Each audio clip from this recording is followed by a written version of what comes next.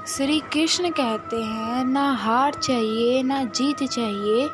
जीवन में अच्छी सफलता के लिए परिवार और कुछ मित्रों का साथ चाहिए।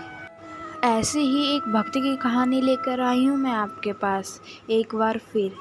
ये कहानी उस भक्त की है जिस से खुद का बच्चा खुद के पैरों से कुचल दिया, फिर भी कृष्ण के प्रति प्रेम भक्ति कम ना हुई। ये कहानी एक गौरा भक्त की है। एक गांव में दो भाई रहते थे। बड़े प्यार के साथ रहते थे, परंतु बड़े भाई की जो पत्नी थी वह बहुत ही गुस्से वाले स्वभाव की थी। ना ही साधु संतों का भोजन कराती थी और ना ही किसी से प्रेम से बात करती थी।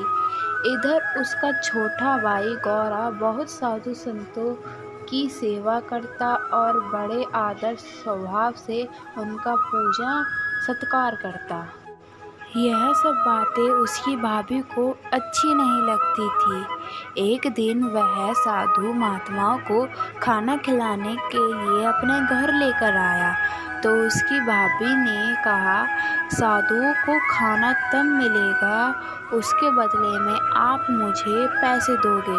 गौरा ने साधु के खाना खिलाने के लिए पैसे दे दिए। इस पर भी उसकी भाभी ने खाना नहीं खिलाया। इस पर गौरा कुमार अपनी भाभी से बोला, भाभी आपने साधुओं को खाना क्यों नहीं खिलाया? उसकी भाभी ने कहने लगी, मैंने कोई धर्मशाला थोड़ी ना खोल रखी है कि कोई भी आएगा और खाना खाकर चला जाएगा। फिर उसकी भाभी ने बोला, अगर आपको खाना खिलाना है तो अलग जाकर रहो, कुछ काम करो फिर खाना खिलाना। गौरा कुमार अपनी पत्नी के साथ अलग हो गया। गौरा कुमार कृष्ण भक्ति में इतना लीन रहता था कि उसे किसी भी चीज़ का एहसास ही नहीं होता था। एक दिन वह अपने कृष्ण भजन में मस्त था। उस समय उसके भाई का लड़का दो बिल्ली के बच्चे लेकर उनके कच्चे मटकों में रखकर चला गया। उसको पता ही नहीं चला और उसने वह मटके पकाने के लिए आग में रख दिए और बिल्ली के बच्चे उसमें भस्म हो गए। अब तो उसकी भाभी को कोई बहाना चाहिए था गौरा पर बिगड़ने का। अब तो उसकी भाभी गली मोहल्ले में शोर मचाने लगी और लोगों को बुलाकर जोर जोर से रोने लगी, इसने हमारे बिल्ली के बच्चों को आग में रख दिया, ये कैसा भक्त है।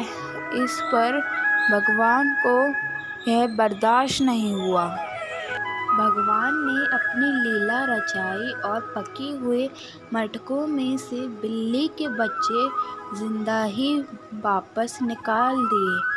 यह सब देखकर गांव वाले उसकी भक्ति को सलाम करने लगे। एक दिन की बात है कि उसकी पत्नी पानी लेने नदी पर गई थी। उसका छोटा बच्चा वहां पर खेल रहा था। गौरा कुमार ने सोचा, थोड़ा काम कर लेता हूँ। फिर गौरा कुमार मिट्टी के ढेर में पानी डालकर उसे रौंदने लगा मटके बनाने के लिए। तभी उसका बच्चा कब उसके पैरों में आ गया उसे पता ही नहीं चला। भगवान श्री कृष्ण का भजन करते करते पता ही नहीं चला। और कहते हैं ना कि किसी की भक्ति करो तो इतने लीन हो जाओ, अच्छा बुरा देखो ही नहीं। ऐसा ही गौरा कुमार के साथ हुआ। उसका बच्चा उसके पैरों के नीचे आ गया, फिर भी उसे पता ही नहीं चला। जब उसकी पत्नी पानी भरकर आई तो उसने देखा कि उसका मरा हुआ बेटा गौरा कुमार के पैरों में पड़ा हुआ है। उसके हाथ से पानी का मटका छूट गया और टूट गया। वह रोने लगी मैं अपने बेटे को सीने से लगाकर, मेरा बेटा मर गया। गौरा कुमार पर फिर बिगड़ने लगी, मगर अब हो भी क्या सकता था। वह श्री कृष्ण कहते हैं ना, जिसकी मृत्यु का समय निश्चित है और जिसके जन्म का समय निश्चित है,